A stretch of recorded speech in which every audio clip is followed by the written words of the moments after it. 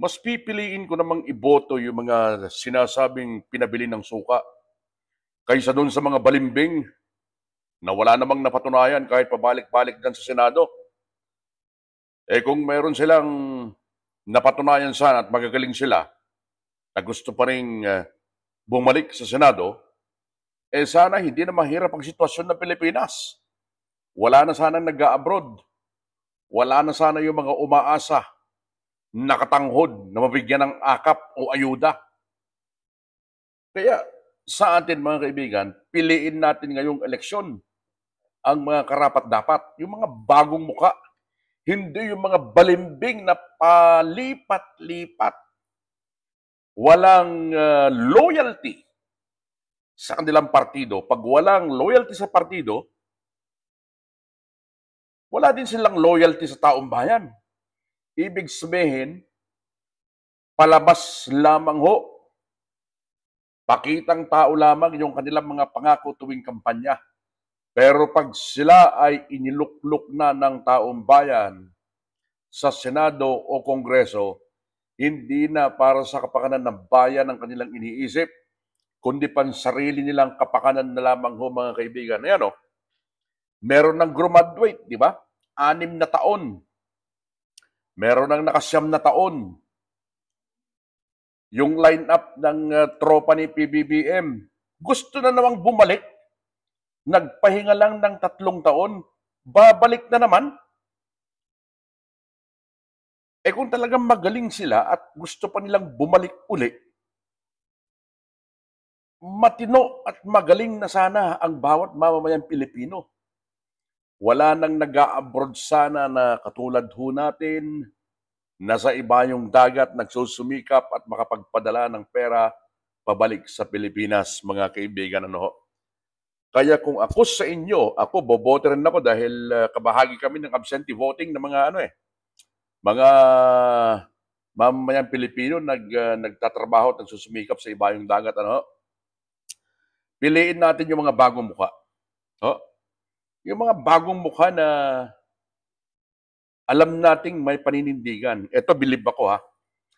Itong si Robin Padilla, noon, kabilang ako sa mga disgustado sa mga ginagawa niya sa Senado. Yung pasuklay-suklay ng bigote at nagkaroon ng ponytail o ano-ano pa. Pero ngayon ho, tinitignan ko na kung loyalty ang pag-uusapan ng numero 1 yung si Robin. Bakit ikanyo? Hindi niya iniwan ang pamilyang Duterte. Hanggang ngayon, nasa PDP siya. Hindi niya iniwan, mga kaibigan. Nandyan pa rin siya, nag-stick siya sa PDP with the Duterte family. Eh itong mga ka-line up niya, no? Ka-line up ni BBM, mga senatorial line up niya, meron diyang lakas, meron diyang NPC, meron diyang LDP, at kung ano-ano pa, halo-halo eh. Halo-halong partido, magulo yan. Sila mismo magkakaawan niya kapag nanalo sila o nabigyan sila ng pagkakataon. Sila ang unang-unang magkakaaway dahil halo-halo eh. Kumbaga sa scramble, mga kaibigan, yan ang line-up. Scramble. Halo-halo. Yung panghimagas. yun ang line-up ni senatorial balls ni BBM. Hindi katulad po nitong PDP laban, no?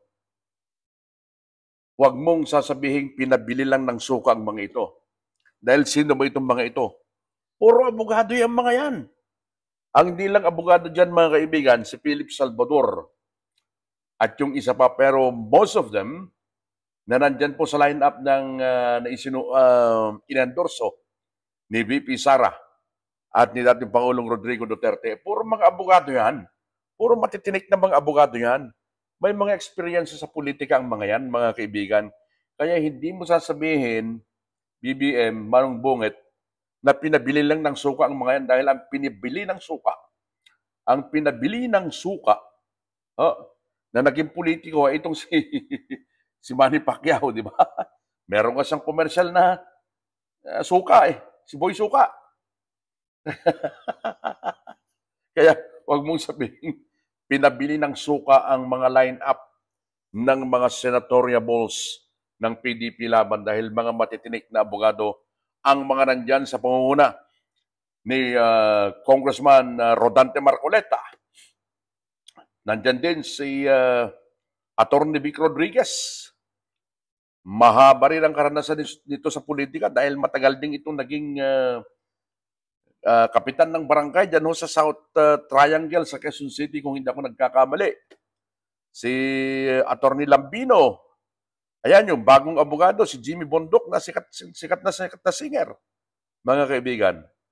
Kaya, linawin po ninyo, lawakan ninyo ang pag-iisip ninyo mga kaibigan ng mga botante. Isipin ninyo kung sino talaga yung makakapagbigay ng ginhawa sa atin, sino talaga yung magsusulong sa ating karapatan.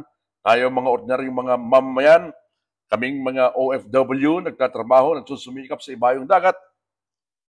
Itong mga nasa line-up ni BBM, naranasan na natin sila eh.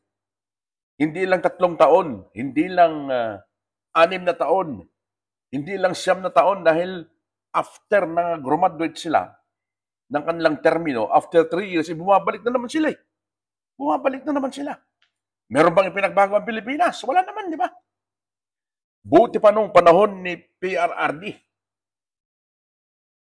Dahil naibsan talaga mga kaibigan.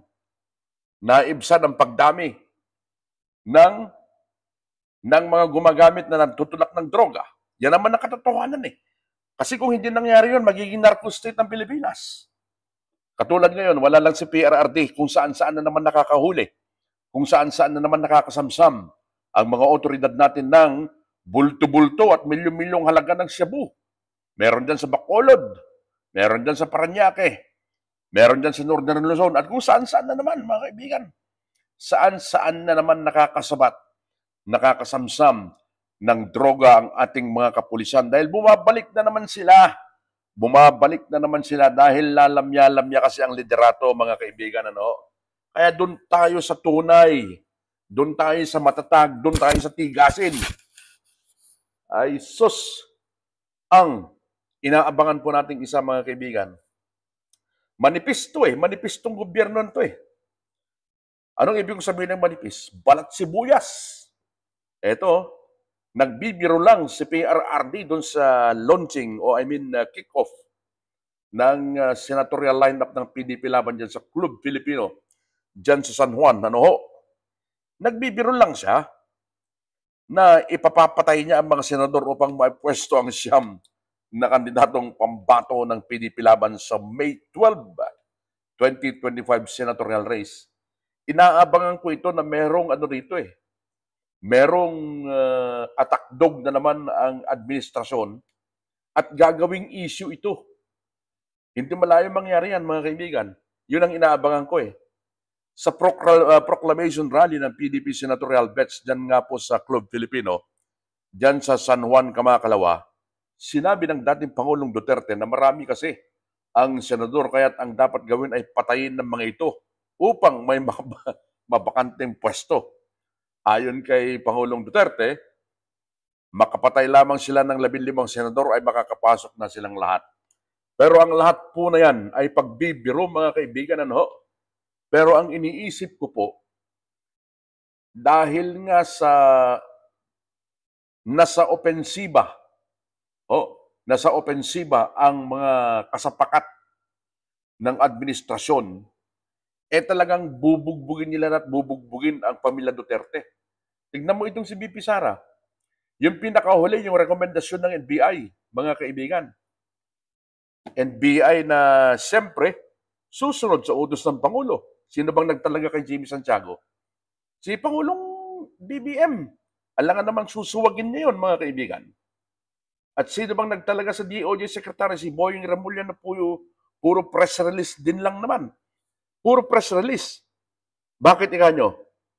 Noon pa niya sinasabi na mahuhulit, mapapauwi na itong si Tebes.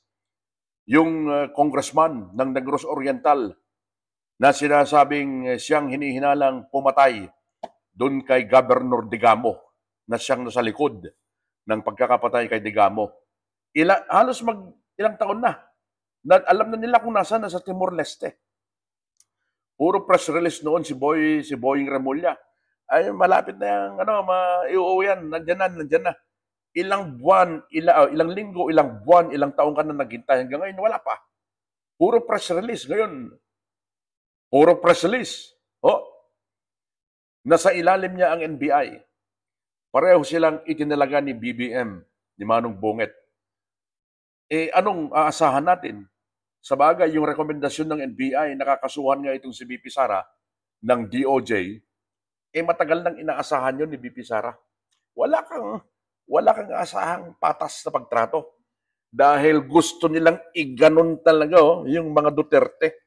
Lalo na yung pinakamalakas na kalaban nila sa susunod na eleksyon. Walang iba kundi itong si BP Sara. So abangan ninyo mga kaibigan, malamang sa malamang merong atakdog ang Malacanang, napapatol, gagawing issue itong sinabi, ipinahayag ni datong Pangulong Rodrigo Duterte na sila ay yung pabiro niyang sinabi na ipapapatay ang mga senador upang mapwesto ang siyam na pambato ng PDP laban. Abangan ho natin yan dahil hindi ko sinasabi pero pag gusto nilang magdiin ng tao, may propagandista sila mga kaibigan, may atakdog sila, nasimulan na nila malamang sa malamang gagawing issue ito. So abangan natin mga kaibigan. Sa mga hindi pa po nakakapag-subscribe sa ating channel, ang Kape at Balita sa Radyo Pilipino UK, mag-subscribe naman po kayo para sa mas marami pang video. Mula dito sa lungsod ng London, United Kingdom, ako po ang inyong kakape at karadyo. Ako po si Buddy Bernardino. Sa magandang oras po sa inyo mga kaibigan. Bye for now, folks!